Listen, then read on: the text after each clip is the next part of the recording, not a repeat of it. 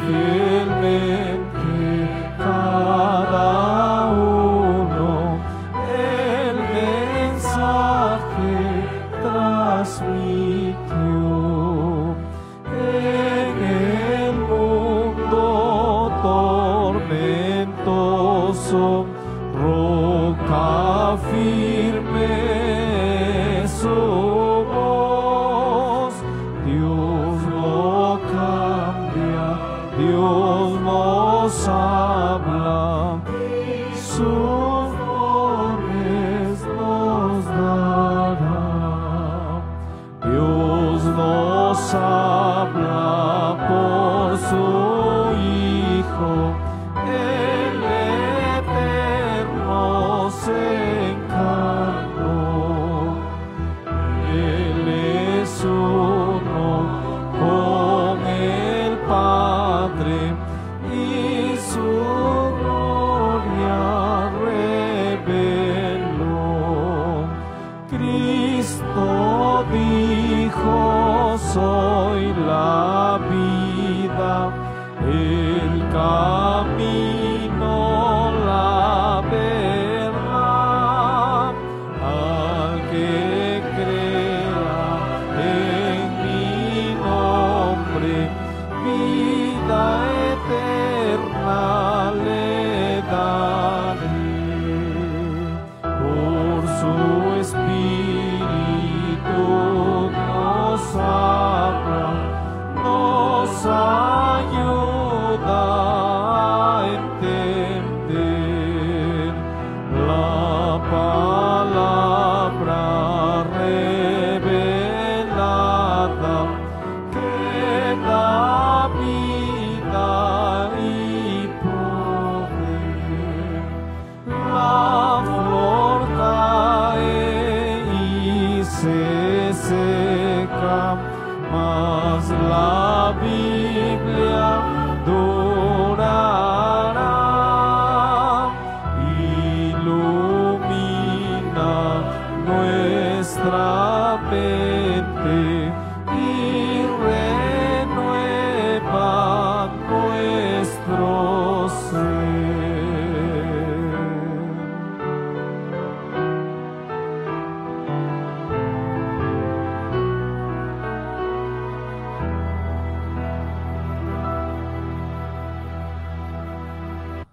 Vamos a orar. Querido Dios, gracias te damos, Señor, por el privilegio que nos das de reunirnos para abrir tu palabra, para abrir, Señor, sobre todo este libro maravilloso que es el Apocalipsis.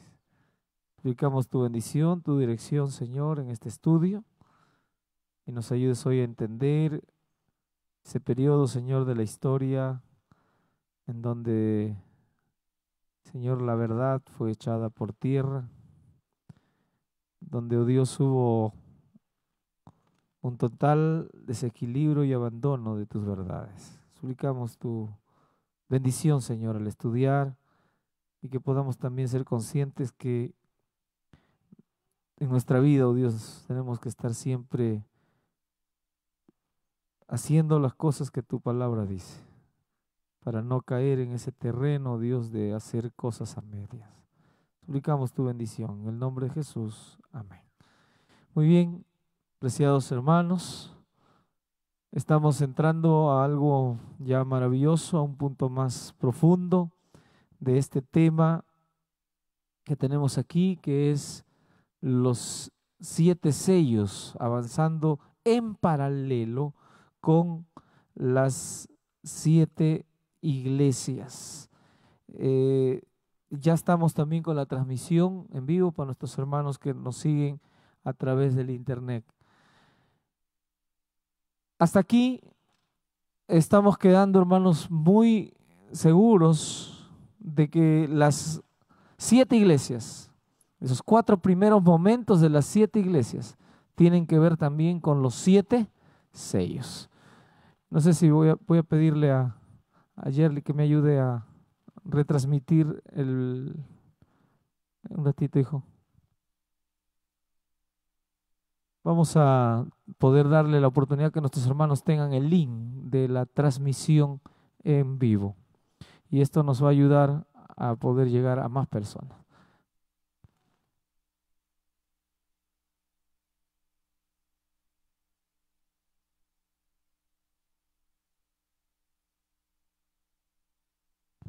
Muy bien, hermanos, vamos a abrir Apocalipsis y vamos a mirar los detalles de esta profecía. Por favor, todos podemos entrar un ratito al capítulo 6 y también vamos a estar con un momento en nuestra Biblia con el capítulo 2 y 3, que va enmarcado allí las iglesias que hoy vamos a mirar.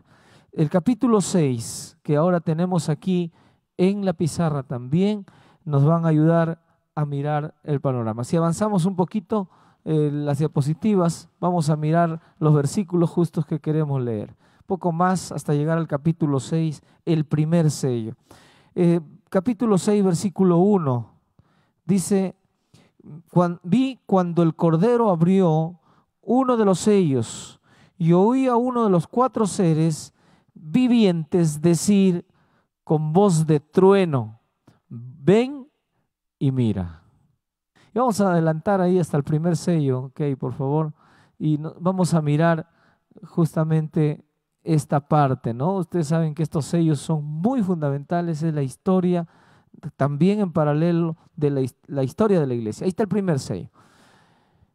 Dijimos, y vamos aquí mirando bien en la pizarra, que nosotros tenemos 7 periodos. Estos 7, los 7 en la Biblia van a involucrar periodos de la historia. Cuando nosotros encontramos profecías de 7, involucran periodos, y siempre el séptimo es el último periodo el periodo o momento de esa historia. En Apocalipsis hay varios paralelos de 7. Ustedes tenemos en primer lugar las 7 iglesias, y ahora lo ponemos en paralelo con los 7 sellos y vemos cómo encajan. Así como Daniel 2 encajaba con Daniel 7, ahora vemos cómo va encajando la profecía de Daniel 2 y 3, las 7 iglesias, con Apocalipsis 6. Entonces, aquí tenemos nosotros el primer periodo del primer sello, del año 31 al año 100, que al igual es la iglesia de Éfeso. Y ya hemos visto allí. Vamos a leerlo nomás para recordar el color blanco que aparece ahí, de un caballo de color blanco. Dice versículo allí: miré y aquí un caballo blanco, y el que estaba montado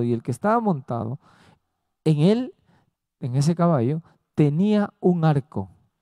Se le dio una corona y salió conquistando y para conquistar. Qué interesante, ¿no? Y hemos hablado hasta al cansancio en Éfeso. ¿Qué hubo en Éfeso? Una doctrina, ¿qué? Pura. ¿Está bien? Una doctrina pura. Y aquí el color que distingue a esta pureza doctrinal es el color blanco, del caballo blanco. Inclusive Éfeso, la iglesia de Éfeso, que es la primera iglesia que va en paralelo con este primer sello, involucra a una iglesia que lucha en defensa de la verdad. ¿Está bien? Allí los primeros cristianos, cerca de 6 millones de cristianos, como dice aquí la pantalla, 6 millones de cristianos. Llegó a crecer la iglesia tan rápido, se hizo fuerte la iglesia. Los apóstoles trabajaron con fervor al lado de toda esa iglesia poderosa que se fue organizando. Los apóstoles no eran los reyes allí de hermanos de la iglesia. La iglesia a veces les decía: vayan para allá, y ellos tenían que obedecer la voz de la iglesia. Los necesitamos para allá. ¿Está bien? Divídanse. ¿Tú andas con quién? Tú andas aquí con él, tú con él. Y los apóstoles avanzaban. La iglesia comenzó a organizarse. Tenía una organización, sus ancianos de iglesia, sus obispos, sus juntas. Un día Pedro se fue recibió la visión, Hechos capítulo 10, y ustedes saben que ahí él recibió una visión de un lienzo de animales de todo tipo, cuadrúpedos, reptiles y todos los animales inmundos. Y una voz que le dijo 3 veces, porque en las 3 no hizo caso Pedro, que le dijo: levántate, Pedro, mata y come. Les pregunto, ¿Pedro comió? aunque la visión vino 3 veces. ¿Se acuerdan ustedes de por qué a veces Dios manda 3 veces? ¿Por qué? Porque hay algo grande que viene. Dios lo está pidiendo. Pedro quedó confundido porque toda la ley de todos los tiempos, desde Noé, no comen animales inmundos. Noé mismo metió al arca bien claro, diferenciando entre qué animal era limpio y qué animal era inmundo. Y ahora venía una orden media contradictoria. Y entonces, ¿qué hizo Pedro? Ese mediodía que estaba por almorzar, se quedó medio aturdido, se levantó de la visión, había estado con hambre y en esos momentos tocan la puerta. Y vienen unos mensajeros de un centurión llamado Cornelio que venían para llevarlo a predicar allí a donde estaba Cornelio, a la casa de Cornelio. Y Pedro dijo, jamás la iglesia no me perdonaría que yo vaya con estos inmundos. Pero una voz viene a Pedro, la voz del Espíritu Santo, y le dice, Pedro, levántate, mata y come. Pedro, tienes que ir, yo ya los limpié, anda.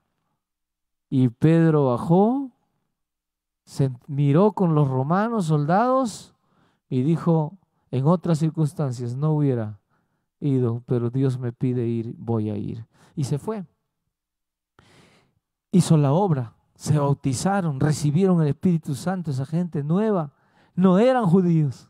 Y cuando ustedes analizan, algunos hermanos por ahí dicen, ahí está la verdad, ya todo podemos comer, ya Dios lo limpió a todos los animales. Hermanos, es bien difícil que nosotros podamos creer en eso. ¿Está bien? ¿Difícil o no? ¿Difícil o no? Claro que difícil. Ustedes, a ver, les pregunto, ¿por qué no comen cerdo hoy en día? Díganme, por favor. ¿Solo porque la Biblia lo dice? ¿Saben por qué? Porque ya hay tanta evidencia, ¿está bien? Es científica y estudios que nos dicen que esa carnecita, que ese animal es poco peligroso. ¿Está bien? Y algunos que son bondadosos dicen un poco peligroso. No son adventistas los que hablan, no son cristianos, pero siempre están allí. Cuando llega alguien con una enfermedad cancerígena, le dicen, por favor, no coma cerdo ni carnes rojas. Lo primero, por muchos elementos que contienen, y el estudio está dado. Yo un día les escribí también, ya les he escrito, ¿saben? De todo lo que involucra un animal inmundo. Pero en ese tiempo, Pedro y todos los otros tenían que aceptar algunas veces porque Dios lo había determinado. Y Pedro tuvo que escuchar allí la voz. Cuando él regresa de los romanos, los judíos, los de la circuncisión, lo estaban esperando a Pedro. Y le dijeron, Pedro, ¿dónde has ido? ¿Cómo te atreves a ir y bautizar? Es decir, Pedro llegó, dice Hechos 11, y había una comisión allí de una junta de iglesia, de esas bravas juntas, ¿no? No era una junta fácil, ¿ya? Era una junta de esa gente, hermanos, que estaban ahí listos, ¿no? Y una vez me acuerdo de estar en una junta así, ¿no? Varias veces en otros lugares, y juntas bien duras. ¿Está bien? Me acuerdo que un día yo estaba ahí de copastor en la avenida Brasil, ¿no? Y ese día el pastor llegó tarde un poco a la junta. Se había demorado unas cosas y la junta estábamos esperando, allí estábamos, y algunos ancianos me decían, ya usted dirija, por favor. No, yo decía, tranquilo hermano, ya llega el pastor y acaba de comunicarme, ya llega. Llegó el pastor, ¿no? Y comenzó a decir, hermanito, perdón. Mi hermano le decía, por favor, pastor, no queremos escuchar sus disculpas. Comience la junta. Ya hemos perdido casi 20 minutos. ¿Qué les parece a ustedes? Pobre pastor ahí, no sabía qué hacer. Claro, después él supo manejar todo, ¿no? Pero hay juntas. Y esta junta que le estaba esperando a Pedro, no tenía compasión con Pedro. ¿dónde te has ido? ¿No? O sea, para que ustedes vean que en el pasado, hermanos, hubo una iglesia, sí, muy victoriosa, muy buena, pero muy también ordenada en todo lo que creía ser. ¿Está bien? Y agarraron a Pedro y lo agarraron y lo ponieron allí y le dijeron, a ver, te vas a enfrentar a esta junta. A ver, ¿dónde te has ido? ¿Qué vas a poner en tu favor para decirnos que lo que has hecho es algo correcto? Tú has hecho algo incorrecto. No nos debemos juntar con los impíos. No nos debemos juntar con los inmundos.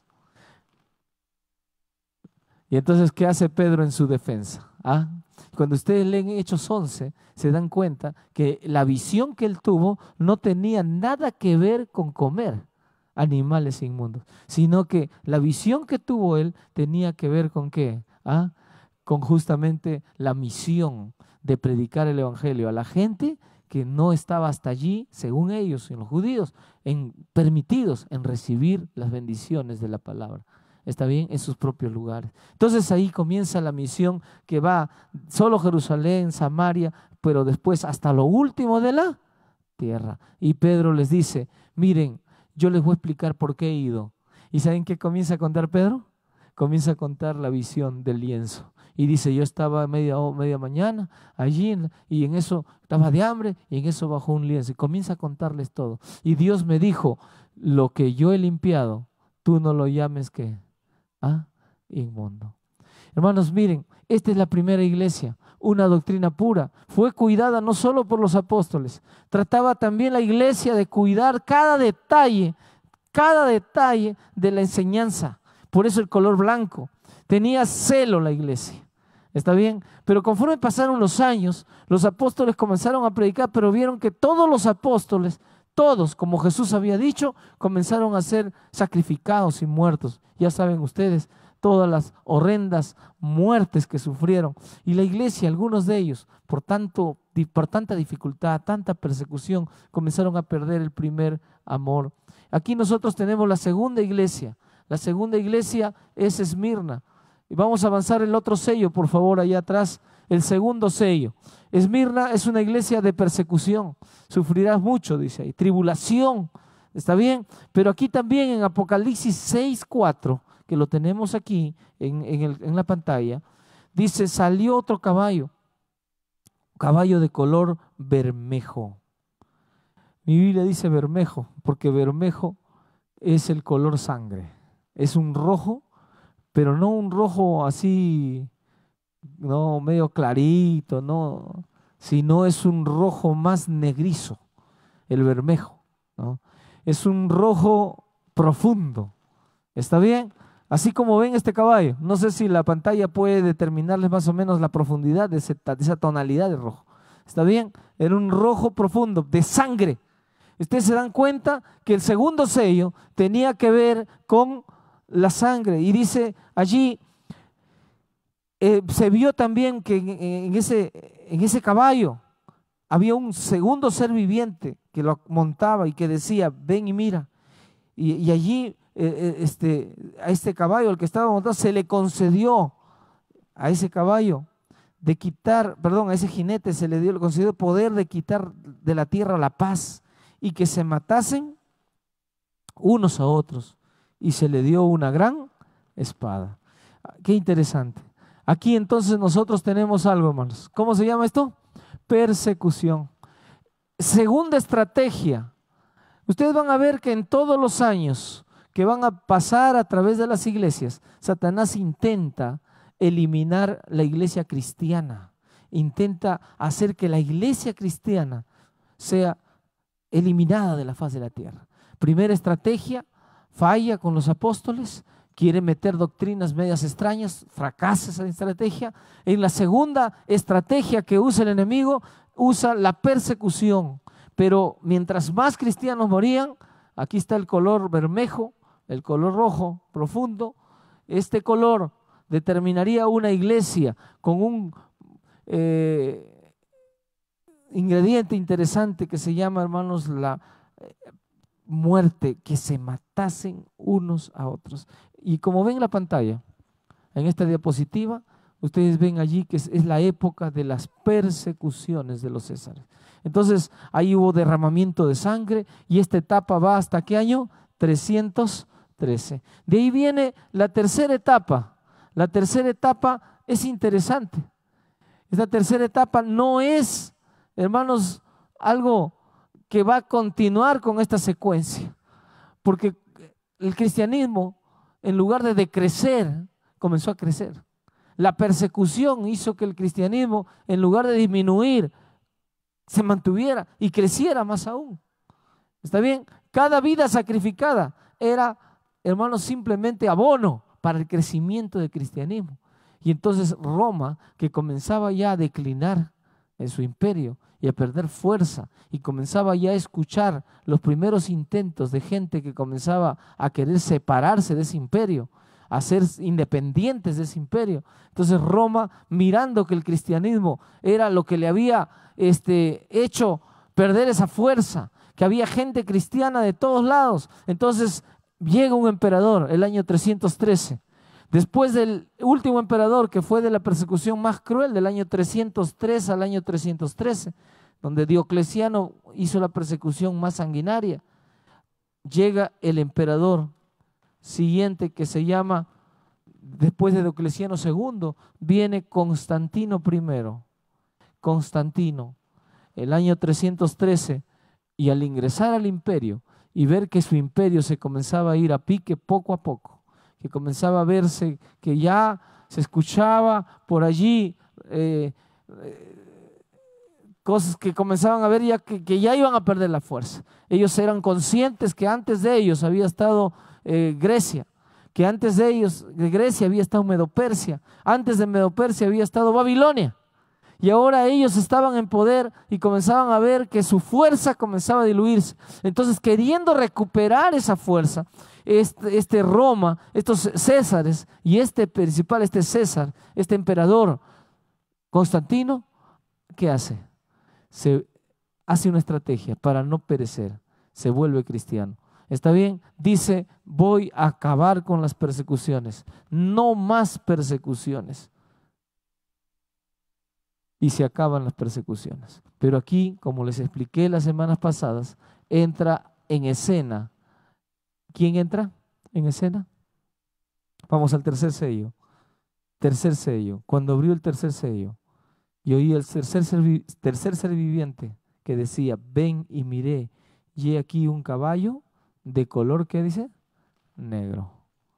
Y el que estaba montado en él tenía una balanza en la mano. ¿Está bien? ¿Y qué decía? ¿Ah? Y oí una voz medio de los 4 seres vivientes que decía, 1 litro de trigo por 1 denario y 3 litros de cebada por 1 denario, y no dañes el aceite ni el vino. Estos símbolos van a tener que ver justamente con lo que nos dice la iglesia de Pérgamo. A ver, Pérgamo, una iglesia interesante, hermanos, aquí, pero que trajo una tristeza a Dios. La iglesia de Pérgamo, o la historia de Pérgamo, es una historia de tristeza. ¿Por qué? Porque la iglesia cristiana pasa a ser una iglesia cristiana, pero romana. ¿Cómo pasa a ser? ¿Ah? Iglesia cristiana, pero se agrega un nombre. ¿Cuál es ese nombre? Romana. ¿Ya? Esta iglesia cristiana romana. ¿Por qué? Cuando Constantino, hermanos, acabó con la persecución, los cristianos que estaban siempre ocultos en el anonimato, muchos de ellos, o reuniéndose en cavernas o lejos de la ciudad o en lugares ocultos por la persecución de los césares, la gente no creía en lo que el emperador decía. La gente estaba con miedo diciendo, esta es una trampa, está que se hace para sacarnos, para identificarnos, y una vez que nos haya identificado, sepa quiénes somos, nos va a liquidar. Está que solamente haciendo una estrategia para acabar con los cristianos.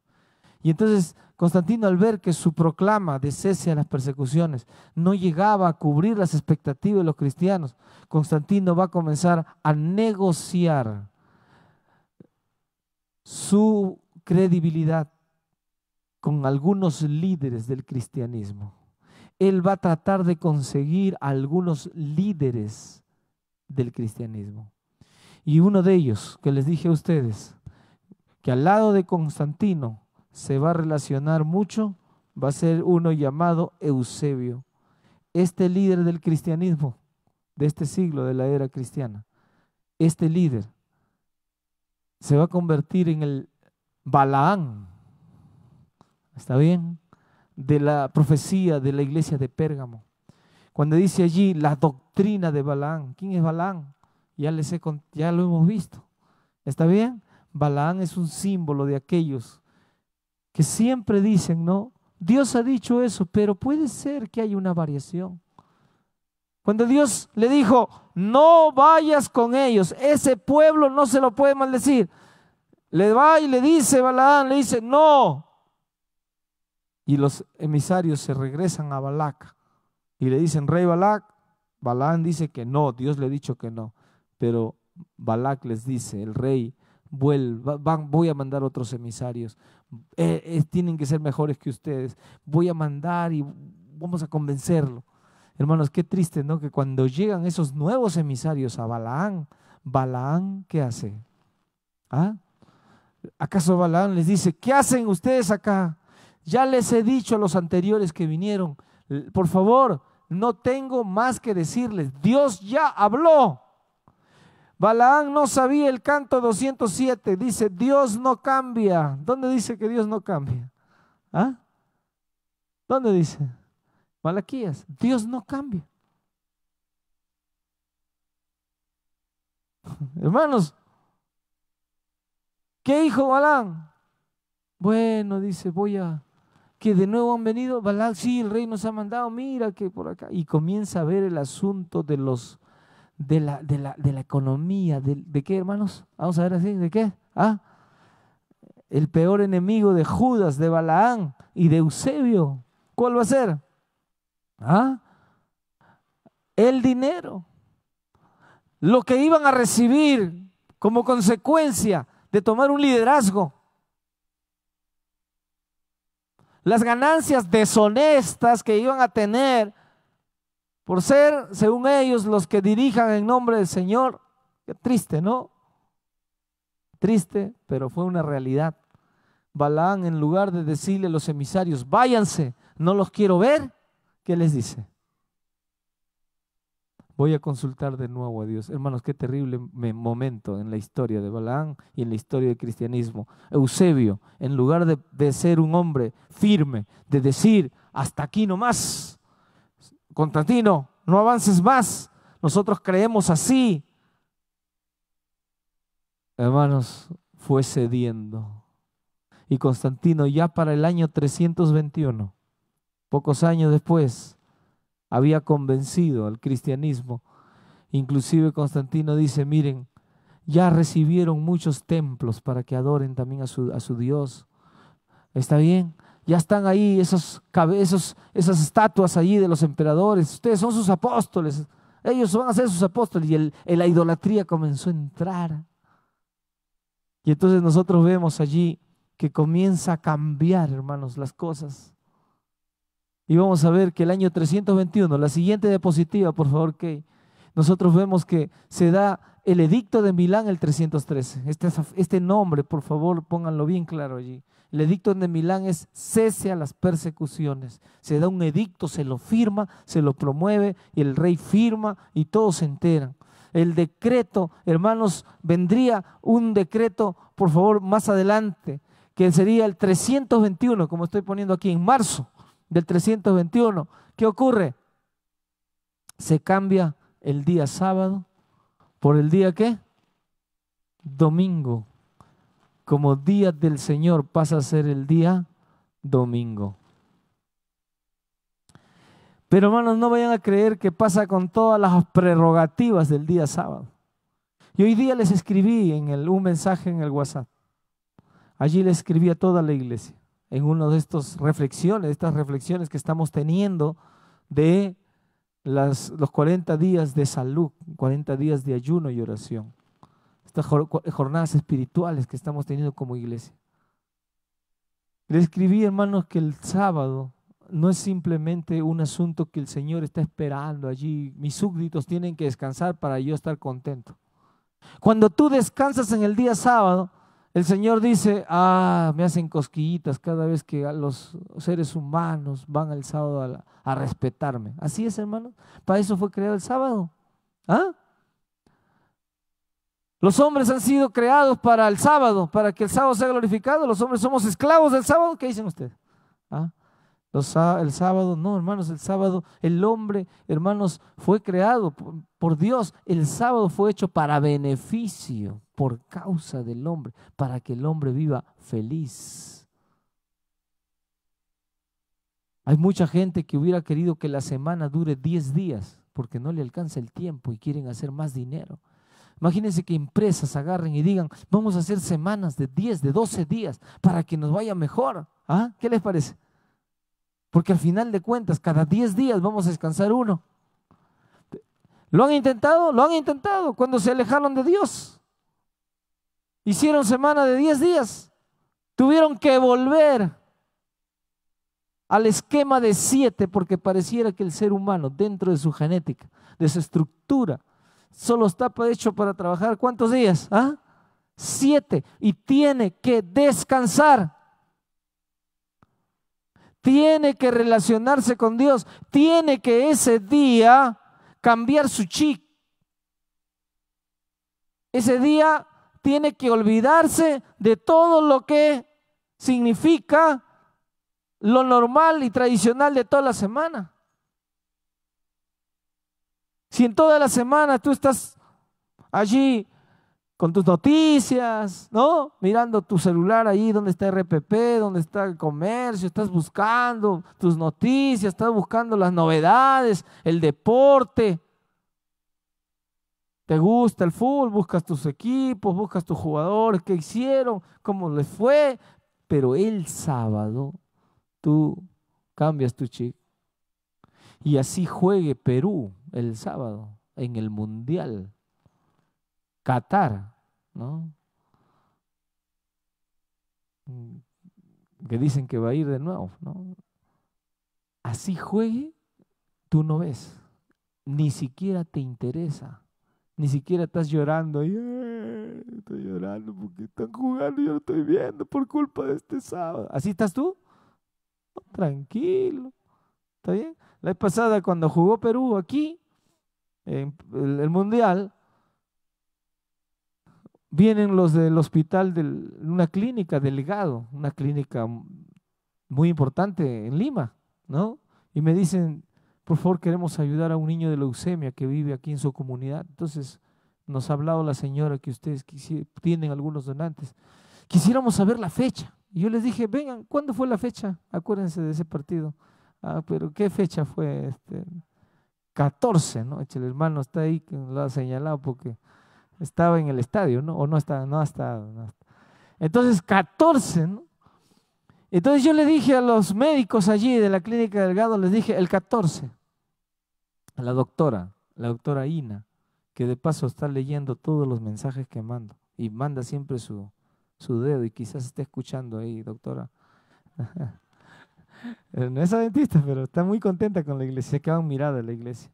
¿Y saben qué? La doctora Ina me dice, pastor, ese día juega Perú. No creo que exista una sola alma que esté para donar sangre. Y yo le dije, doctora, venga, porque van a haber cientos y cientos de personas que van a querer donar. Va a estar lleno. Y me dice, señor, ¿usted está loco? Ese día no hay ni un carro que se moviliza por Lima. Ese día todo se paraliza. Hermanos, yo le dije a la doctora, usted no sabe lo que está diciendo. Y por favor, venga para que lo compruebe. Me dice, no sé qué me da aceptarle, pero le voy a aceptar y voy a ver qué realmente es eso. Que haya jóvenes, que haya personas que no estén listas a estar en eso. O sea, que estén haciendo otra cosa, que no lo que todo el mundo va a hacer. No puede ser. Y hermanos, cuando vino y temerosamente 8 de la mañana y media comenzaba a armar 8 de la mañana comenzó a armar sus tiendas allí. Hermanos, llegó la hora. Acá estaba llenecito los jóvenes en el segundo turno y a las 11 salieron a invadir ¿no? Ella nos decía, no puede ser, estos son tantos, o sea, no aman el fútbol, no sabían que el pastor era uno de los que amaba más el fútbol, pero no estaban ese día, es otro el chico, hermanos. ¿Ah? Ahora, este cambio, nosotros hemos aprendido eso, hermanos, por la Biblia, que el Señor nos ha pedido. Y miren, nosotros hemos creído que es una manera solo de honrar a Dios, de recibir sus bendiciones, y es verdad. Pero aparte de eso, siempre Dios tiene otras cosas mayores. ¿Y cuáles son? Nuestra salud, nuestro bienestar. ¿Por qué? Porque cuanto más nosotros, hermanos, cambiamos una vez por semana todo nuestro esquema, descansa nuestra mente, nuestro cerebro. Alguno dirá aquí, pastor, yo ando con mucho estrés, que no guardas el sábado como debe ser.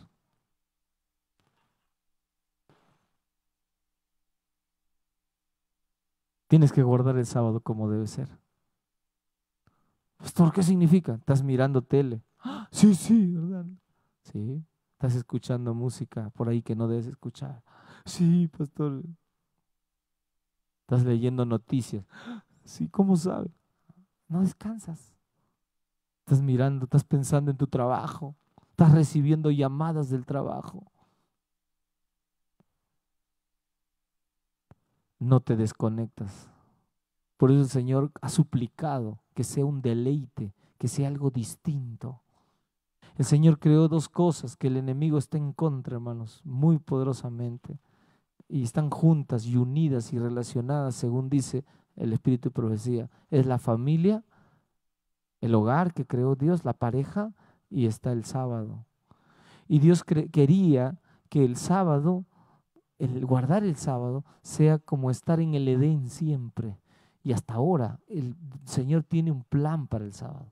Pretende que el sábado sea algo maravilloso, lleno de alegría, de satisfacción, de estar en contacto con las cosas que Dios nos da en su palabra, pero que también haya armonía en la familia.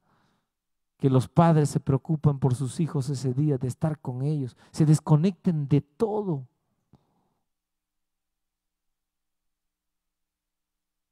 Tremendo, ¿no, hermanos? Esa es la forma de guardar el sábado.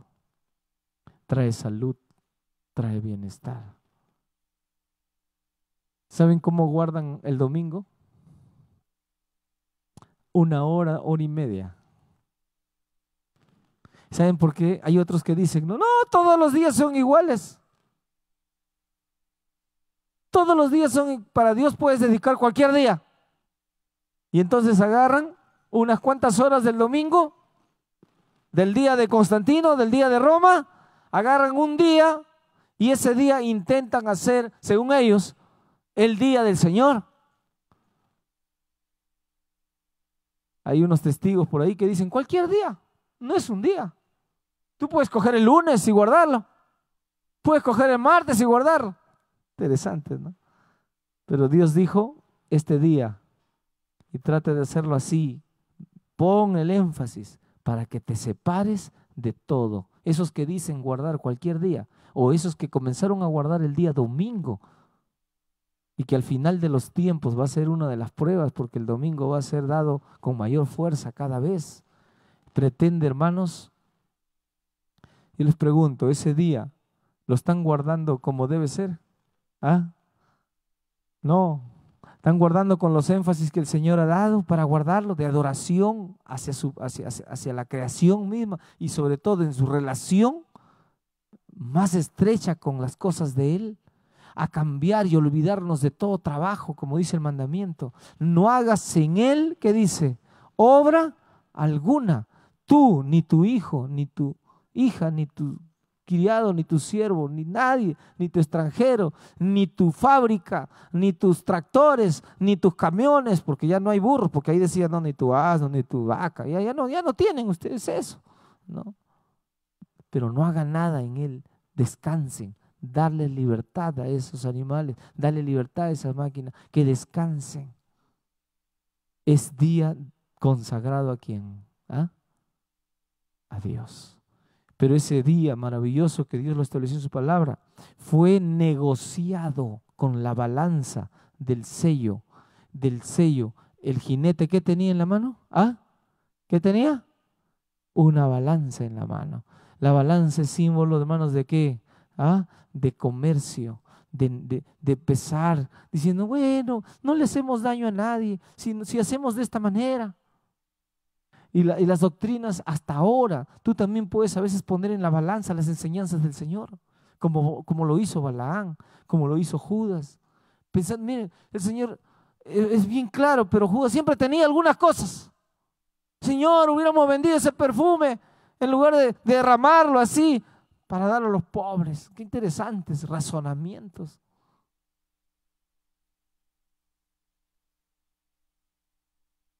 Los Judas modernos dicen, dalo a los pobres, no des tu diezmo, por la pura. Y ahora que está de moda eso de los pastores, mira cómo viven, dice todavía. Sí, dicen algunos, miran sus noticias, ¿no? Sí. Hermanos, todo lo que el enemigo hace, porque hay gente que ha mirado esto y vive de eso, de viveza. Está bien. Interesante, ¿no? Interesante cómo nuestra iglesia, la iglesia adventista, ha tenido por años, hermanos, la experiencia de crecer de una manera distinta. Felizmente yo no puedo agarrar nada de los diezmos que ustedes dan acá. Yo no puedo ir a decirle al tesorero, quiero los diezmos que han llegado, son míos. No, no son míos. No es así. No vayas a creer que el diezmo que tú das llega a mí, por favor. Así. Y nunca vayas a decir ahí a donde yo estoy, en mi casa, y digas, esta casa es con mi diezmo. No, tú no me has dado nada. ¿Tú le has dado a quién? A Dios. Y cuando le das a Dios, va a la iglesia y la iglesia lo lleva a un lugar. Miren ustedes cómo es, ¿no? Yo he estado pastor un día en Nazca. Y si yo ahorita estuviera en Nazca nuevamente de pastor, ganaría lo mismo que gano acá. Porque si yo ganaría todo lo que esta iglesia grande da, yo fuera rico. Pero lo que ha hecho la iglesia es algo tan lindo, ¿no? Que lo que gana el pastor de Ica, de Nazca, de Arequipa, ¿está bien? De aquí de una zona bien alta, como puede ser, por ejemplo, Cerro de Pasco, ¿no? Donde yo estuve antes, en Puquio, 4 años en Puquio, en la sierra, bautizando con hielo, allí, rompiendo el hielo ahí, ¿no? Para entrar a bautizar, y cómo gritaban cada candidato, ¿no? De emoción, gritaban, pero de frío, ¿no? Ahí, si estuviera ahí, el mismo sueldito que gano aquí, el pago que Dios me da aquí, me lo daría ahí, porque no importa dónde esté el pastor, recibirá lo mismo. Amén, hermanos. Pero hay iglesias, pues, que no son así, que tienen doctrinas de Balaán.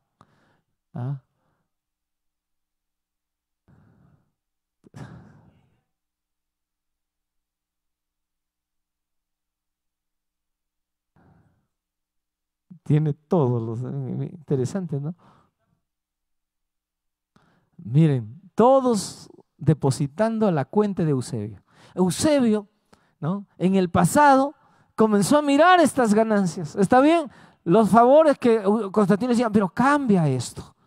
Y Eusebio decía, sí, pero Dios dice esto, pero puede ser que cambie, ¿no? Señor, ¿qué le dijo Dios a Balaán? ¿Ah? ¿Qué le dijo Dios a Balaán? Balaán, ya te he hablado, pero Señor, ¿qué les digo? El Señor le dice, anda nomás, anda. Señor, ¿verdad? ¿Puedo ir? Anda, anda, Balancito. Anda y vas a ver que a mitad de camino un ángel te va a volar la cabeza. Voy a mandar un ángel y ahí vas a ver. Claro, el Señor no le dijo eso, pero Balaam se emocionado. Uy, el Señor parece que va a ceder. Va a cambiar, va a negociar. Lo que ya dijo, lo va a negociar. Y se va todo agresivo, contento en su mula. Dice, vayan yendo, yo los alcanzo. Dice, Señor, parece que voy a tener un poquito de plata. Y se va, pues. Y ahí en el camino, ya saben ustedes la historia. ¿Cuántas veces le pegó la mula porque la mula no quería avanzar? 3 veces. Y acuérdense del 3. Nuevamente aparece ahí. Nuevamente. ¿Y qué le dice? Cuando la tercera vez ya casi la mataba la mula, de palazos, ¿no? ¡Pah! Números capítulo 24, 23, 22 nos explican esta historia. Y entonces allí la mula, tan amargo estaba Balaam que comenzó a pegarle, la mula habló, dice, ¿no? Dios le hizo hablar allí, ¿no? No era quizás Dios estaba hablando y el mula le dice, ¿por qué me pegas? Y Balaam, que en su mente solamente había la ambición, ¿está bien? ¿Qué pasó? Comenzó a hablar con la mula. Porque tú no caminas, pues, por eso te estoy pegando. Comenzó a dialogar. No se dio cuenta que la mula no habla. Estaba tan obstinado de cólera, hermanos. Y la mula le dice, mira, yo no voy porque hay un ángel ahí. Y está con la espada ahí. Y en eso voltea a Balaam y lo mira al ángel, ¿no? Hermanos, miren, no podemos negociar las cosas de Dios. Nos puede ir mal. Y el ángel que le dijo, ¿por qué has pegado a esa mula 3 veces? Más bien tienes que agradecerle, porque si ella hubiera seguido, tú ya estarías muerto, te hubiera volado la cabeza. ¿Y por qué le hubiera volado la cabeza a Balaam? ¿Por qué? ¿Por qué Dios iba a estar con este periodo de la iglesia? El Señor es un periodo triste, hermanos. Muchos de los cristianos que aquí, hermanos, soportaron todo, pasarían a tener algo, hermanos, una situación lamentable, gracias a esos líderes equivocados que los llevaron y les dijeron, así son las cosas, así serán las cosas a partir de aquí. Y la iglesia comienza, hermanos, creyendo ellos que estaban yendo por caminos correctos, de enseñanzas correctas, sus líderes los metieron, hermanos, allí a enseñanzas incorrectas. Ustedes ven allí, primero comienzan a guardar otro día, porque Constantino lo incentivó, le dijo, mira, los judíos a ustedes también los persiguen, ellos guardan el sábado, ustedes tienen que distinguirse, ustedes no son judíos, ustedes son otra iglesia. Entonces miren, para poder hacernos casi iguales, hagamos que coincida con Roma. Y que sea el día del sol, también el día de ustedes del domingo, en la resurrección de Cristo. Miren que encaja. ¿Cuál es el evento que consuma todo? Que Jesús haya resucitado, ¿cierto? Sí, dicen los cristianos. Entonces Constantino le dice, muy bien, señores, si encaja, hagamos, cámbiense, dejen de ser judíos. Y los cristianos, oh, ¿verdad, no? Buena luz, puede ser que Dios haya cambiado. Sí. Dios, ¿cómo es? Avanza. Después te voy a cortar la cabeza. Avanza. Negociaron. Qué triste, ¿no? Comenzaron a cambiar. Lo único que no podrían cambiar, ¿qué sería? El aceite y el vino. Pero la iglesia cambió con todo. ¿Qué significa aceite y vino? La palabra del Señor tiene allí las respuestas. ¿A qué simboliza el aceite, hermanos? Al Espíritu Santo. La doctrina del Espíritu Santo no la podría cambiar la iglesia cristiana romana. Tendrían que seguir creyendo en el Espíritu Santo.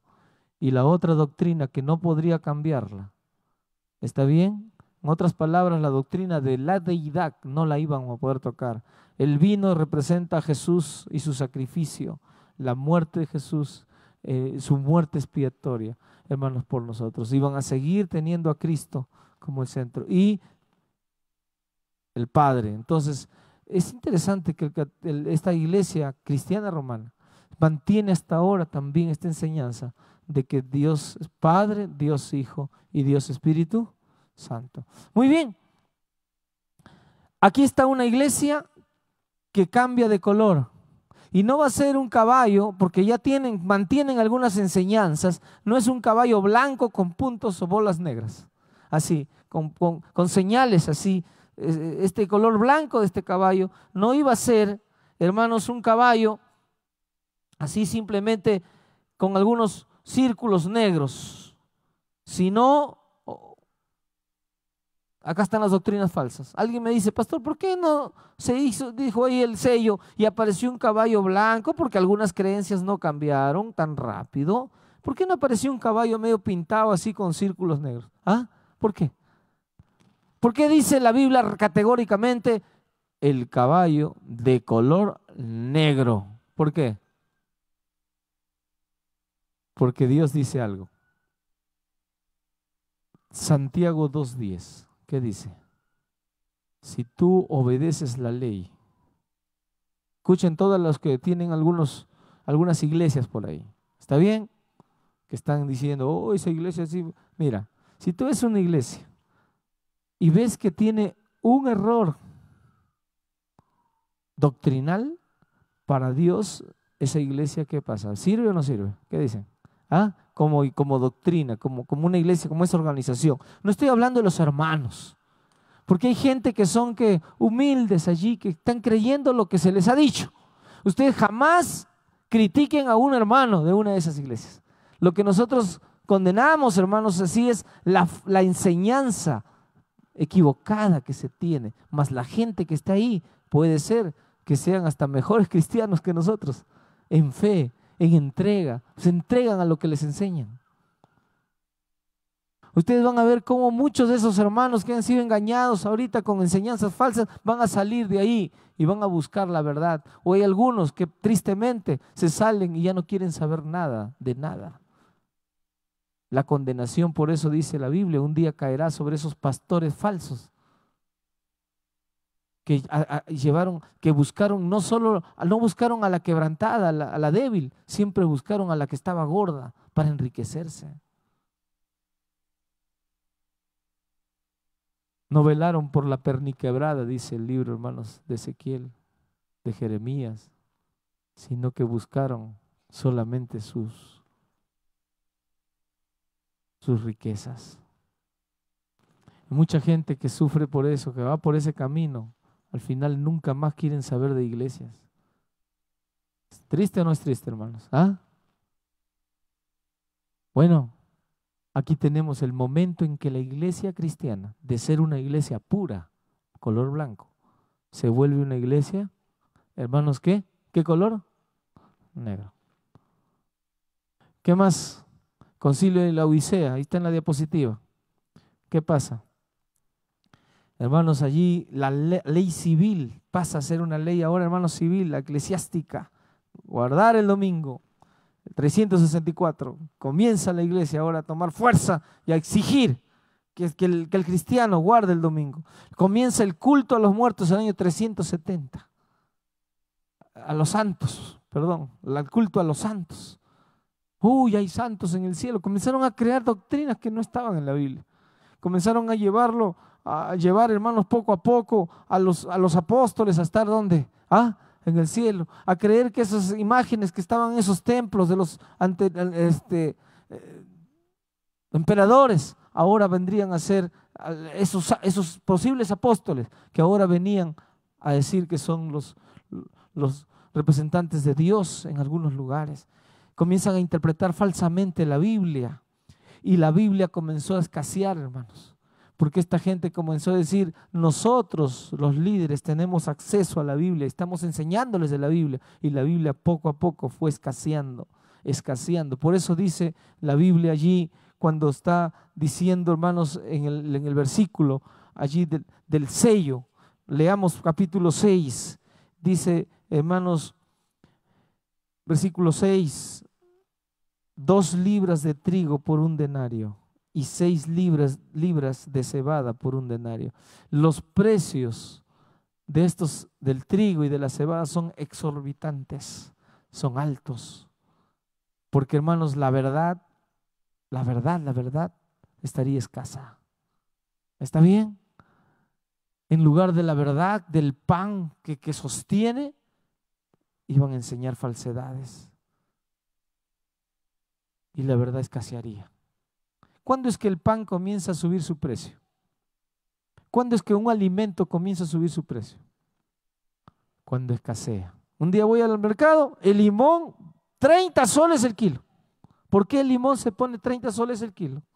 Cuando después puede estar hasta 1 sol el kilo o 1 sol 50 el kilo. ¿Por qué? Porque escaseó. ¿Y por qué acá dice que el trigo cuesta tanto? ¿Por qué dice que la cebada cuesta tanto? Porque, hermanos, el verdadero pan comienza a escasear y en lugar del verdadero pan comienza a haber un pan falso, un mensaje falso, enseñanzas falsas. ¿Está bien? Este tercer sello entonces viene a hacer eso. Y hermanos, ahora viene el cuarto sello. Muy bien, vamos a abrir el cuarto sello. Y este cuarto sello tiene que ver con la iglesia de Tiatira. Tiatira tiene un color en el caballo que vamos a leer ahora es un caballo de color amarillo, amarillento, amarillo. ¿Qué va a representar el color amarillo? Vamos a leer por favor el versículo 8. Dice así: miré, y he aquí un caballo amarillento, amarillo, y el que lo montaba tenía por nombre Muerte, y el Hades le seguía, y le fue dada potestad sobre la cuarta parte de la tierra para matar con espada, con hambre, con mortandad y con las fieras de la tierra. Qué tremendo, hermanos. Aquí miramos un ratito. Cuando nos vamos a Tiatira, aparece una doctrina, la doctrina de Jezabel. Aquí en el negro hubo 2 doctrinas, Balaam y la doctrina de los Nicolaitas. Si nosotros leemos y miramos en forma minuciosa las 7 iglesias, hay 3 doctrinas equivocadas que Satanás intenta poner. ¿Cuáles son esas 3 doctrinas? La doctrina de los Nicolaitas, la de Balaam y la doctrina de Jezabel. Ahora, vamos a entender un poquito el cuarto sello, mirando los elementos aquí. Por favor, si puedes regresar la diapositiva del caballo, miramos un ratito al caballo. ¿Cómo se llamaba el que lo montaba? ¿Cómo se lo llamaba? Su nombre, por favor, ¿cuál es el que lo montaba? Muerte. Interesante, ¿no? ¿Cómo se lo llamaba? Muerte. Hermanos, pero no había cesado la persecución el año 313. ¿Por qué ahora la Biblia dice nuevamente el que lo montaba se llamaba Muerte? ¿Qué nos está queriendo enseñar? ¿Se volvería a perseguir acaso al pueblo de Dios? ¿Volvería la persecución, la muerte? Eso es lo que está indicando la historia que Dios nos está determinando en el futuro, hermanos, porque esto es futuro, porque cuando se lo escribe todavía no pasaban estos acontecimientos. Pero la Biblia dice así: doctrina pura, vendría persecución, vendría cese de persecución, y después del cese de persecución y donde la iglesia se malogra en su doctrina y se vuelve iglesia cristiana romana, ahora vendría en cuarto lugar el periodo de la iglesia, un periodo donde la muerte volvería a tomar lugar.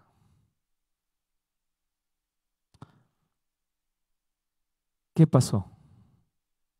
Dice allí, el Hades lo seguía. ¿Qué significa el Hades? El sepulcro, el cementerio.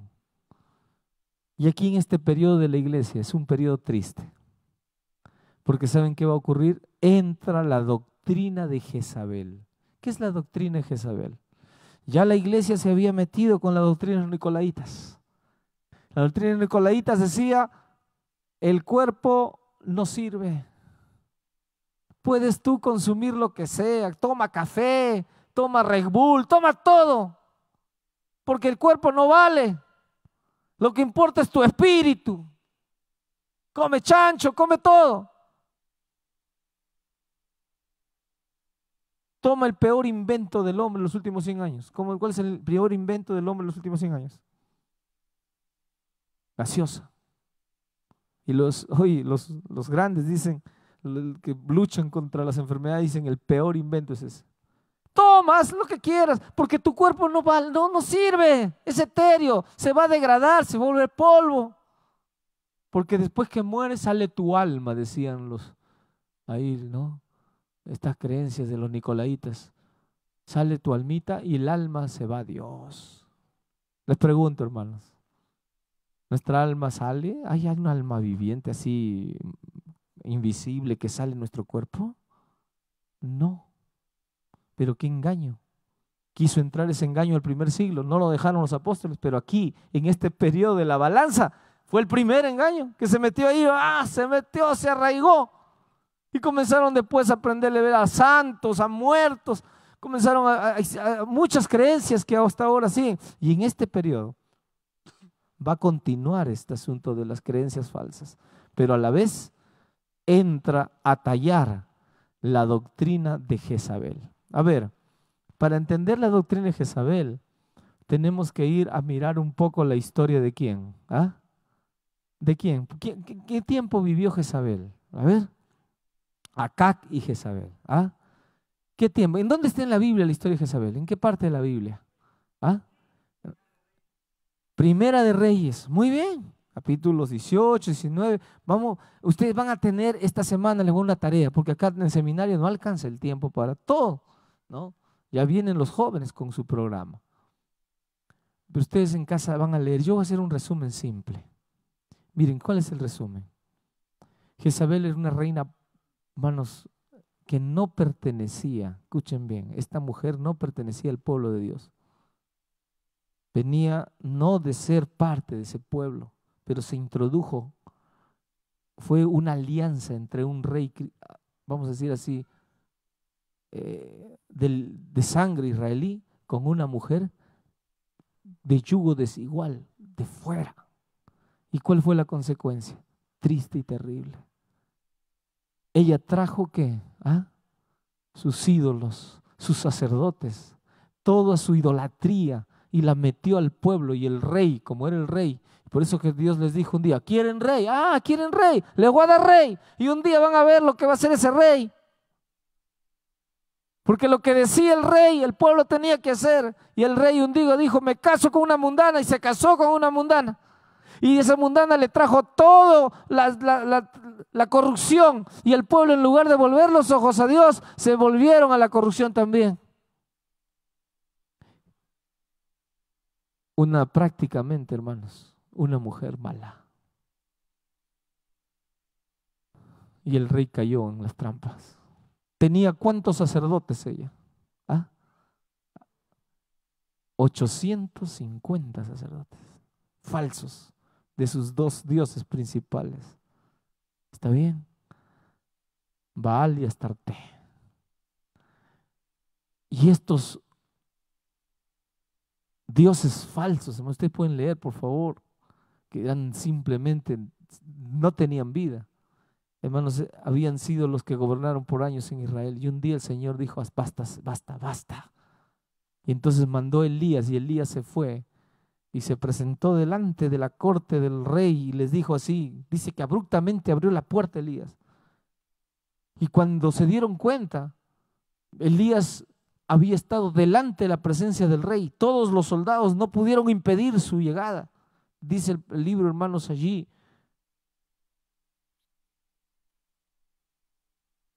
Y cuando estuvo allí al frente, en el libro Profetas y Reyes y la Biblia describen, hermanos, que el rey Acac se sorprendió de ver y dijo, ¿que no habíamos matado a todos? Porque ¿saben qué habían hecho? ¿Qué había hecho Jezabel? Introdujo la muerte a los fieles. ¿Cuál es la doctrina de Jezabel? Muerte ¿a quién? A los fieles. ¿Qué se va a introducir, hermanos, aquí? La muerte a los que no quieren obedecer a Jezabel, a los que no quieren obedecer las tres doctrinas falsas. iba a entrar la muerte. Acá dice que no habíamos matado a todos ahora mismo. Y entonces vamos a hacerlo. Y en eso Elías le dice, escucha, te has corrompido. Y dice que todos se callaron en la corte. No hubo nadie que pudiera, solo el mismo Acab se quedó escuchando a Elías. Y Elías le dijo, Dios me ha mandado para reprenderte. Y te digo algo, no va a llover en esta tierra. Dios va a maldecir la tierra, no va a llover. Hasta cuando yo vuelva a decir que llueva, no va a llover. Y vas a ver todo lo que va a pasar contigo, rey orgulloso, egoísta. Te has vuelto a la corrupción, a la idolatría. Has dejado que esa mujer, esas doctrinas se involucren en la vida del pueblo y Dios se cansó y se acabó. Y hermanos, Elías habló tan fuerte y tan decidido en el nombre del Señor. El Señor paralizó a toditos, que cuando el rey acá quiso reaccionar, se quedó temblando, quiso reaccionar. Ya no había Elías. Como había entrado, salió. Y entonces lo único que alcanzó a decir, búscalo, quiero acá, lo quiero. Todos los soldados comenzaron a buscar y no lo encontraban. Tremendo, ¿no? Y ustedes saben la historia. Cuando Jezabel se entera de esta amenaza aparente de Dios, Jezabel dice, Acab, no te preocupes, yo tengo, ese es uno nomás, yo tengo 850 que van a orar, que van a hacer las oraciones, y el agua va a venir facilita, tranquilo. Y comenzaron a pasar los días. Y ustedes saben la historia, hermanos. ¿Llovía? ¿Ah? Esos dioses falsos gritaban, se laceraban, hacían de todo, sus ademanes, sus brujerías, todo.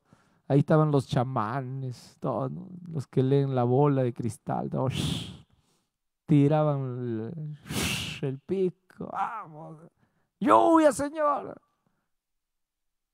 No caía ni una gota, hermano. Y entonces pasaban los meses, acá, Jezabel, ¿qué está pasando?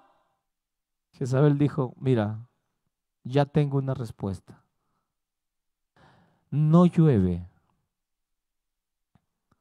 porque los dioses Baal y Astarte se han enojado. Se han enojado porque tú le has permitido hablar contra ellos. Y ellos no van a hacer nada. Escuchen, hermanos, miren, ahí está la doctrina de Jezabel en más pureza. No van a hacer nada si tú no matas a Elías. Para que llueva, Elías tiene que estar ¿qué? Muerto. Y entonces, ¿qué hace el rey? ¿Qué hace el rey? Decreta que deben buscarlo Elías, y el reino que lo esconda, ese reino va a tener que vérselas con el ejército de Israel. Hermanos,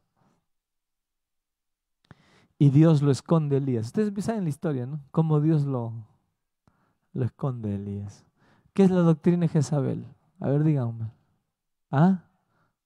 ¿Qué es la doctrina de Jezabel? Idolatría, aquí hay de todo, degradación total, hermanos. Pero hay muerte, ¿a quién? A los fieles.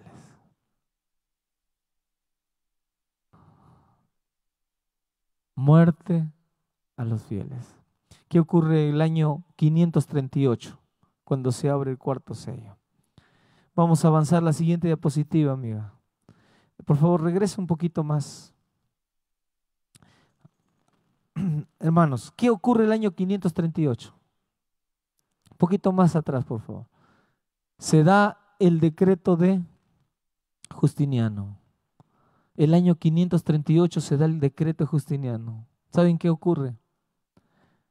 Ya el imperio romano, el año 476, había dejado de ser el imperio que gobernaba. Y ahora ya no había imperio, ya había simplemente un mundo dividido, no había un César, ya no existía. Las 10 tribus bárbaras habían deshecho a Roma, ahora Roma estaba totalmente dividida. Hermanos, así en pedazos ya, el imperio desapareció casi, pero estaba la iglesia cristiana que se había metido, hermanos, por todos lados. Y entonces esa iglesia cristiana, al ver que el liderazgo ya de Roma había desfenecido el año 476, comenzaron a creer que ahora le tocaba ¿a quién liderar? ¿A quién le tocaba liderar? ¿Ah? Si ustedes ven la secuencia, ¿ah? Ellos hablaban ahí del quinto imperio, pero el quinto sería la piedra que caería sobre la tierra. Y ahora ellos creían que esa piedra que caería de Daniel, ¿se acuerdan de Daniel? ¿Ah? Esa piedra que caería en los pies, hermanos, sería ¿qué? ¿Ah? El cristianismo. Y dice ahí que ese imperio vendría con vara ¿de qué? ¿Ah? De hierro, a romper y a poder acabar contra la maldad. Y entonces ellos se vieron en la necesidad de buscar una piedra como símbolo. Y comenzaron a decir, ¿quién es piedra? ¿Qué es la piedra? Y encontraron el texto que dice, pero tú, Pedro, ¿qué dice? Tú eres Pedro y sobre esta roca edificaré mi... ¡Ah, está ya! Fácil. Ya no hay emperador. Ahora hay que nombrar ¿a quién? ¿Ah? A un representante ¿de quién? De Cristo, que va a ser la piedra. Ah, dijeron, como estaban ya confundidos y embriagados con tanto vino de la fornicación de Jezabel, y ya sus mentes se habían vuelto, hermanos, al mal, a la maldad, dijeron en su corrupción, dijeron que Pedro había sido la primera piedra, el primer fundamento de la iglesia. Y entonces comienzan a buscar a un líder que sea ¿qué? ¿Ah? El representante. Pero ese líder, el año 538, recibiría ese pontífice, ese sucesor de Pedro, ese sucesor de la piedra, que ahora que ya había acabado Roma como imperio y ahora se vivía en un mundo dividido, ahora vendría a ser esa piedra la que comience a gobernar el mundo.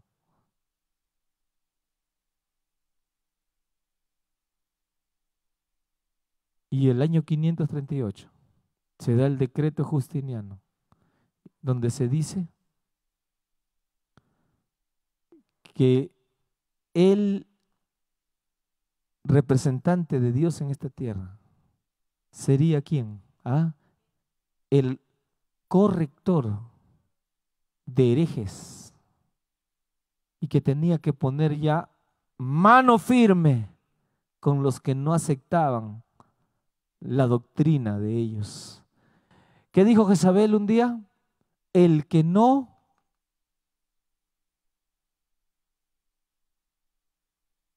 Dios no obra porque el malvado existe.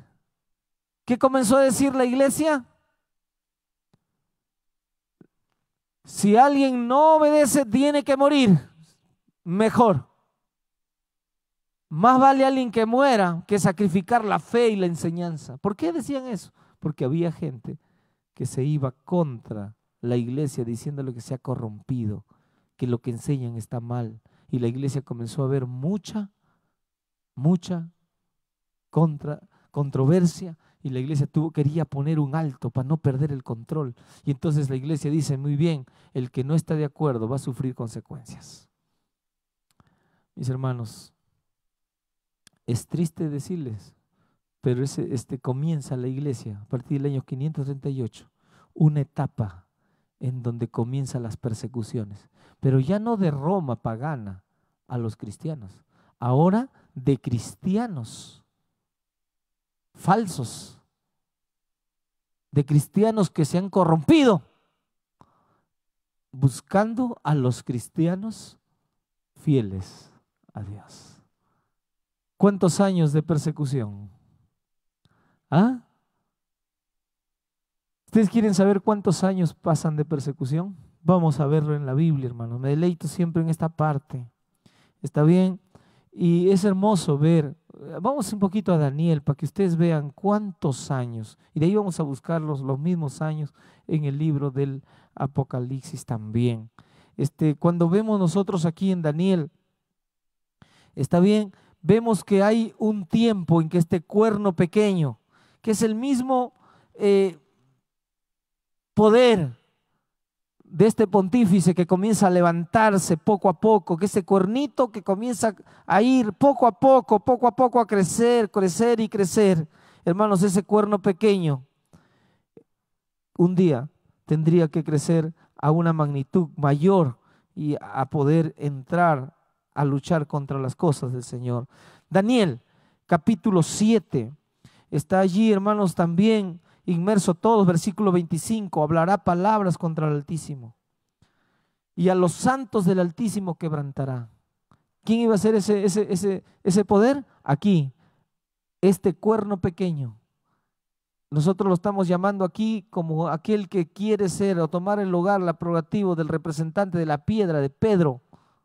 Este cuerno pequeño, este líder que se nombra donde ya no hay emperadores para que tome el control y que él sea el líder. Es el líder, hermanos. Dice, hablará palabras contra el Altísimo y a los santos del Altísimo quebrantará. Pensará en cambiar los tiempos y la ley. ¿Cambió o no cambió? ¿Ah? ¿Cambió el sábado o no cambió? Sí. ¿Y qué más? Y serán entregados en su mano hasta tiempos y la mitad de un tiempo. ¿Cuánto tiempo iba a gobernar este imperio? Tiempos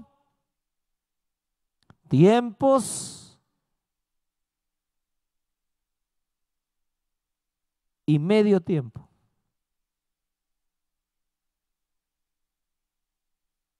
Algunas Biblias ya traducen así, tiempo, 2 tiempos y medio tiempo.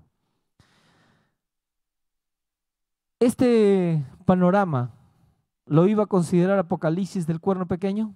Sí. Vamos a verlo en Apocalipsis.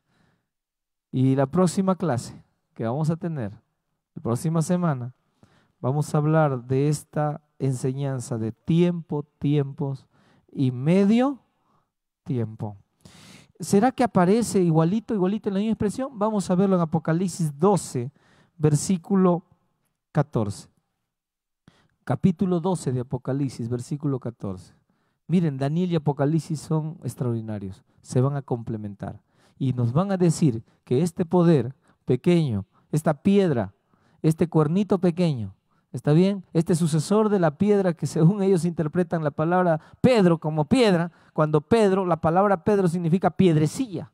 La piedra sobre la cual está formada la iglesia no es sobre Pedro, pero ellos interpretan porque al regarse a la idolatría, Dios cegó sus mentes. ¿Está bien? Cegaron sus mentes a la verdad, a la luz y al conocimiento correcto de la Escritura y van a interpretar mal siempre. Van a irse por el camino equivocado porque Dios no está con ellos. Y dice el versículo 14 que este poder iría a luchar contra la descendencia de la mujer. Iba a buscar hacer daño a la mujer y a su descendencia, a esa mujer que es la iglesia. Y se le dieron a la mujer alas de la gran águila para que volase delante de quién, hermanos, ¿ah? Delante de la serpiente al desierto y a un lugar allí donde estaría sustentada. Es decir, este poder intentaría ir contra la iglesia cristiana. ¿Está bien? Pero en ese querer ir contra la iglesia cristiana y acabar con la iglesia cristiana, la mujer se le daría alas para volar y desaparecer, esconderse. Volvería a los tiempos de la iglesia de Esmirna, volvería a estar escondida. Y entonces allí en ese momento sería sustentada. ¿Por qué dice Apocalipsis? ¿Cuánto tiempo sería sustentada la iglesia? ¿Ah? Tiempos y medio tiempo. Esa iglesia, cuando, hermanos, el cuerno pequeño querría ir y tomar el poder y el control del mundo, la iglesia pura de Dios, que no desaparece, esa iglesia estaría en una condición. Aquí hay una iglesia visible, acá hay una iglesia visible todavía. Acá hay una iglesia que comienza ya a corromperse, pero está luchando contra los visibles, que son los hijos de Dios, que dicen no a la corrupción. Pero ahora viene el año 538 y ahí comienza, hermanos, un poder tremendo que va contra la iglesia. ¿Y Dios qué le pide a la iglesia? ¿Estar allí? Ya no. ¿Qué le dice a la iglesia? La lleva y la esconde el Señor. ¿Cómo es esto de esconderla? Es decir, la iglesia simplemente que es ocultada por el Señor en el desierto. ¿Qué va a representar el desierto? Dice que cuando el dragón va a buscar, hermanos, a la mujer y a su descendencia, a los que habían quedado, de Cristo había venido, Apocalipsis 12, dice que el dragón quiso matar a Cristo contra la que nació, porque la mujer dio a luz un hijo varón, y al no poder devorar, porque el hijo fue arrebatado al cielo, la serpiente antigua, hermanos, allí el diablo, Satanás, se fue contra ¿quién? Contra la mujer y contra su descendencia, y comienza a perseguirla. Miren ustedes cómo la persigue todo. Pero en esos momentos la iglesia es llevada ¿a dónde? Al desierto. ¿La iglesia deja de ser una iglesia pura? No, está escondida. ¿Existe? Sí existe. ¿Pero tiene nombre? ¿Es visible? No, se escondería. ¿Siempre hubo fieles a través de todos los años? Sí. ¿Siempre hubo gente que guardó la ley de Dios? Sí. ¿Fueron muchos? Muchos. Pero estaban escondidos. ¿Y quién asumió el lugar y decir aquí somos nosotros los cristianos? ¿Quién asumió el lugar? La iglesia cristiana romana. ¿Por cuánto tiempo? ¿Cuánto tiempo duraría, hermanos, el poder de esta iglesia? ¿Cuánto tiempo? ¿Tiempo? ¿Tiempos? Y la mitad de un tiempo. ¿Qué pasaría? A ver, hermanos, vamos rápido. ¿Qué pasaría? Apocalipsis capítulo 12. Ya nos habló de esto. Pero vamos a ver qué elementos más tenemos aquí. Vamos a ver Apocalipsis 11. Apocalipsis 11 nos dice, versículo 2, que el Antiguo y Nuevo Testamento, hay dos testigos. Esos dos testigos profetizarían vestidos de silicio. Vestidos de silicio. Versículo 3 dice, y daré a mis dos testigos, Antiguo Testamento y Nuevo Testamento, la Biblia, hermanos. Esos dos testimonios claros de los profetas del pasado y de los apóstoles. Dos testimonios, dos testigos reales de la verdad que profeticen vestidos de silicio. Vestidos de silicio. ¿Por cuánto tiempo dice, hermanos? Que profeticen. ¿Por cuánto tiempo? 1260 días vestidos de ¿qué? De silicio. A ver. ¿Cuánto tiempo el Antiguo y Nuevo Testamento estarían escondidos de delante de la gente, de la humanidad? ¿Cuánto tiempo? 1260. Si la iglesia desaparece en el desierto, ahora también la Biblia, como la iglesia desaparece, la Biblia queda escondida. ¿Saben lo que hizo este pontífice, esta piedra que decía ser el que gobernaba? El cuerno pequeño. ¿Saben lo que hace? Prohíbe la lectura de la Biblia.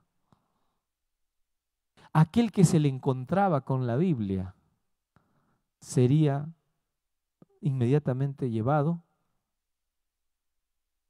al juicio. La iglesia dijo así: si existen tantos detractores de la iglesia nuestra, es porque no saben interpretar la Biblia, no están en la capacidad de interpretar. Por lo tanto, el pueblo no puede entender la Biblia.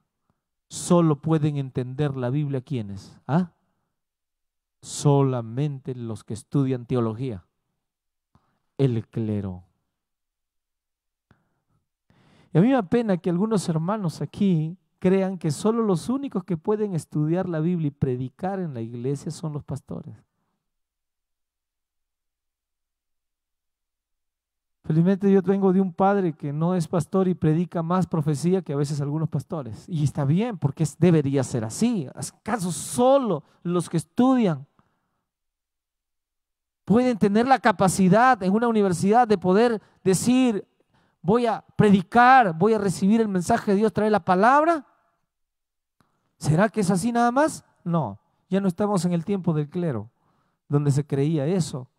Si alguno de ustedes cree eso, hermanos, está equivocado. Estudia tu Biblia. No digas, ¿para qué? Si eso, para eso le pago al pastor, yo le doy mi diezmo. ¿No? Él tiene que estudiar, él tiene que alimentarme. Ay, hermanos, qué equivocados. Te vuelves tú al tiempo de la época pasada, cuando al cuerno pequeño, ¿qué dijo? Nadie lee la Biblia. Y si aquí hay alguno que dice, no leo mi Biblia porque los que deben leer son los líderes de la iglesia, yo voy a escucharlos. Y pobre que sea aburrido. Si es aburrido, no doy mi ofrenda. Si es aburrido, no doy mi diezmo. Tienen que alimentarme bien, porque para eso yo voy a la iglesia. ¿Ah? Qué orgullosos, ¿no? Estás recontra equivocado. El mejor alimento para un ser humano es cuando tú mismo lees y te nutres de la palabra del Señor. Si no, siempre serás un niño que bebe leche y no bebe alimento sólido. El alimento sólido solo lo preparan los maduros, los que con su propio esfuerzo pueden combinar las cosas. Pero los que nunca estudian la Biblia por su propia cuenta, siempre serán niños fluctuantes, sin saber qué hacer, sin saber a dónde ir. Pastor, ¿puedo ir al cine? Pastor, ¿puedo ir mire, el viernes de noche juega Perú, ¿puedo verlo, por favor? Niño fluctuante. No estudias la Biblia. No, pues pastor, yo estoy en otra carrera, que estudian los teólogos. Falso. Hermanos, que este es el principio de ¿quién? Del cuerno pequeño. Anular la Biblia del pueblo. Anular el estudio de la Biblia. Felizmente esta iglesia, la iglesia adventista, tiene la escuela sabática. Amén. El otro sábado cumple la escuela sabática. ¿Cuántos años? 165 años. Amén. Y la escuela sabática es la que nos ayuda a alimentarnos. Pero yo les digo algo, la escuela sabática también puede ser leche, si tú solo lo lees así superficial. Pero si tú agarras cada texto, lo revisas, miras, sacas las enseñanzas, no te interesa tanto lo que otros dicen, sino tratas de ver a tu propia, mirar, ampliar, se convierte en un alimento sólido. ¿Está bien? Tenemos elementos. Miren lo que dice el versículo 2, 11:2. Pero el patio que está fuera del templo, déjalo aparte y no lo midas, porque ha sido entregado a los gentiles. ¿A dónde fue entregado, hermanos? La Biblia. Vamos a ver aquí, a los gentiles. Y ellos hollarán la ciudad santa, la enseñanza santa. Al pueblo de Dios lo hollarán, a esa ciudad lo hollarán. ¿Por cuánto tiempo? ¿Cuánto tiempo dice ahí? 42 meses. Acá dice días. Acá dice meses. Y después dice, mis dos testigos profetizarán 1260. 42 meses. Apocalipsis 12. Vamos a Apocalipsis 12, versículo 6. Y la mujer huyó al desierto, donde tiene el lugar preparado por Dios para ser sustentada allí por 1260 días. ¿Dónde huyó la mujer? Al desierto. ¿Cuánto tiempo estaría sustentada? 1260 días. Mis hermanos, ¿qué significa tiempo, tiempos y medio tiempo? ¿Qué significa 42 meses? ¿Qué significa 1260? Todos son lo mismo. Todo es el dominio del poder de esta iglesia cristiana romana en el mundo y que iba a tener cumplido este tiempo que dejar de ser el poder que domine la tierra. Pero ¿cuántos años tendría esa iglesia la posibilidad de dominar el mundo? 1260 años. Yo les voy a dar una tarea. Busquen en internet. Juan Pablo II pide perdón por los más de 1000 años de abuso de la Iglesia Católica. Juan Pablo II, el Papa más carismático que tuvo la Iglesia, pidió perdón por los más de 1000 años de abuso. No dijo 1260. Hubiera sido muy exacto, ¿no? Y ahí se hubiera acusado solo. Pero él dijo solamente, pido perdón por los más de 1000 años. Y cuando él dijo eso, Europa le aplaudió. Porque ¿saben lo que hizo la iglesia por más de 1000 años? Acá da la exacta la fecha. ¿Cuántos años fueron? ¿Saben que la Biblia cuando habla de un día en profecía equivale a qué? A un año.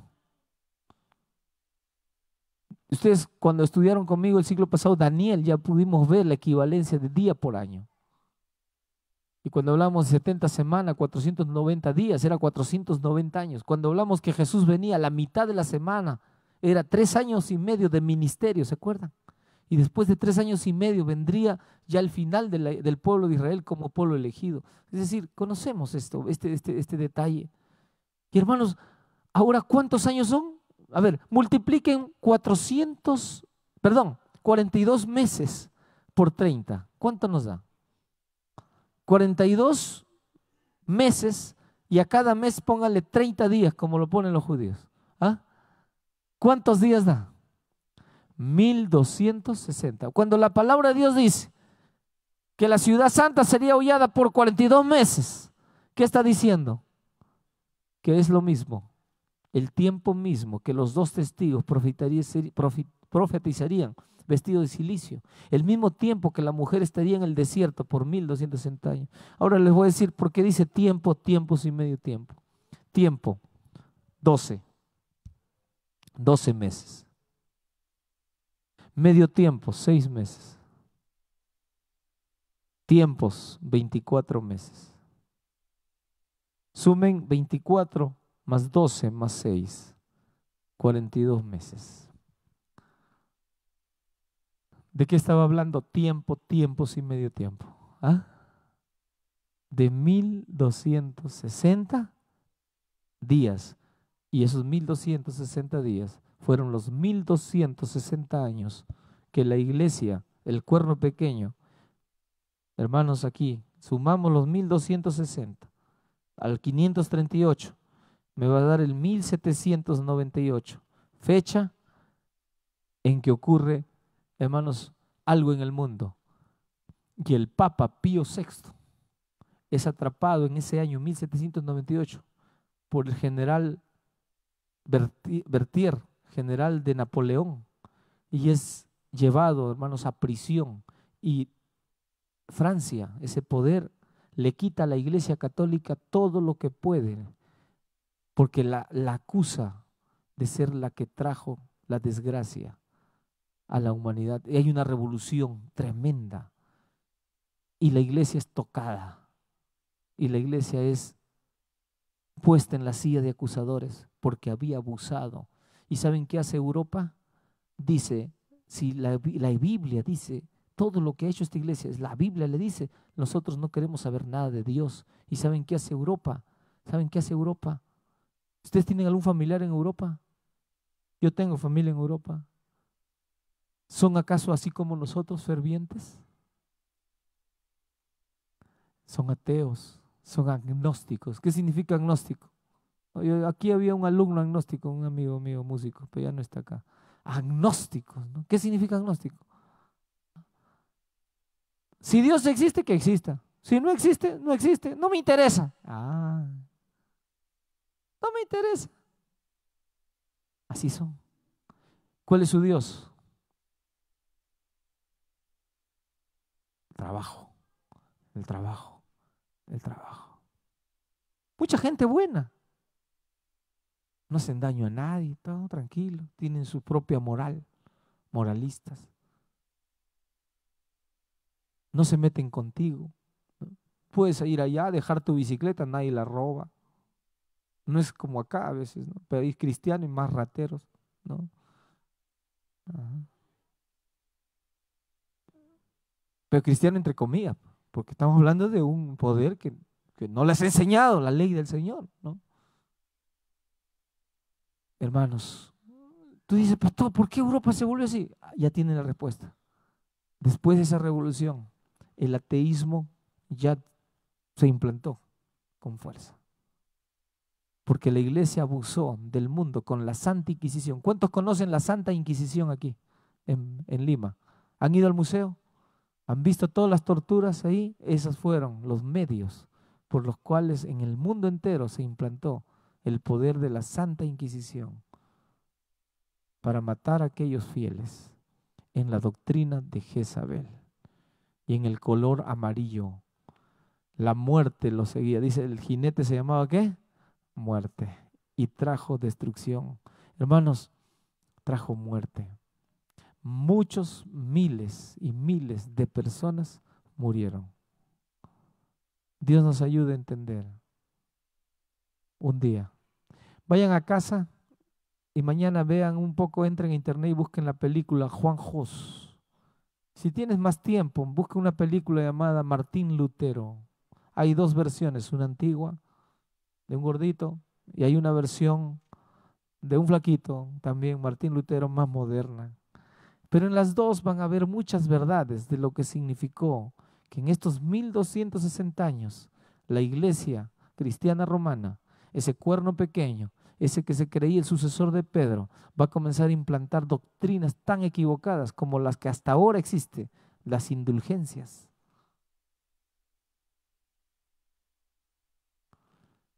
Compra el perdón. Y esta iglesia se hizo rica porque comenzaron a vender el perdón de Dios. Bueno, hermanos, el tiempo se nos ha ido, pero la próxima semana veremos un poco, ¿está bien? Más de lo que significa ahora el siguiente proceso en la iglesia de Sardis, de Filadelfia y al final en la Odisea y lo que tiene que ver con la parte que continúan de los sellos. Dios los bendiga, hermanos. Y estamos, creo que, listos para seguir avanzando en la actividad de este sábado. Vamos a ponernos en pie y vamos a terminar. Vamos a orar.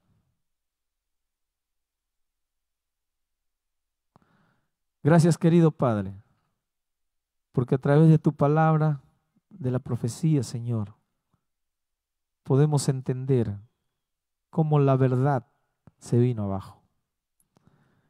Pero también entendemos, Señor, que siempre hubo gente fiel. Siempre hubo esa gente, Señor, que creyó en tu palabra y que obedeció como debe ser. Siempre hubo fieles al sábado, escondidos en el desierto, pero siempre hubo. Mientras que la iglesia visible se había corrompido. Cambiaron las enseñanzas, las doctrinas de tu palabra por tradiciones, por mandamientos de hombres. Y oh Dios, qué triste es mirar también que en ese periodo de la historia tu palabra nos dice que entraría la doctrina de Jezabel. Una Jezabel que un día dijo que si mueren viene la bendición de Dios, que hay que acabar con aquellos que hablan lo contrario, que hay que dar muerte a los rebeldes, a los herejes. Señor, en este mundo muchos murieron. Juan Hus, Jerónimo, Wycliffe, hombres que entregaron sus vidas, Señor, por defender la palabra tuya. Oh Dios, aunque tu palabra estuvo escondida, fueron los mismos sacerdotes los que se rebelaron a la iglesia. Y esos mismos sacerdotes serían los que al final serían los sacrificados por decir la verdad. Padre, si alguno que estuvo aquí en esta tarde está entendiendo más de tu palabra, Señor, abre su mente. Que puede ir a su casa y leer el conflicto de los siglos. Que lea los capítulos, oh Dios, iniciales del conflicto, el capítulo 5, capítulo 6, y pueda darse cuenta de las verdades, de la parte de la historia, Señor, que quizás no conocen. Rogamos tu bendición y que estos días, oh Dios, podamos seguir investigando bajo tu dirección. En el nombre de Jesús. Amén. Dios los bendiga, hermanos.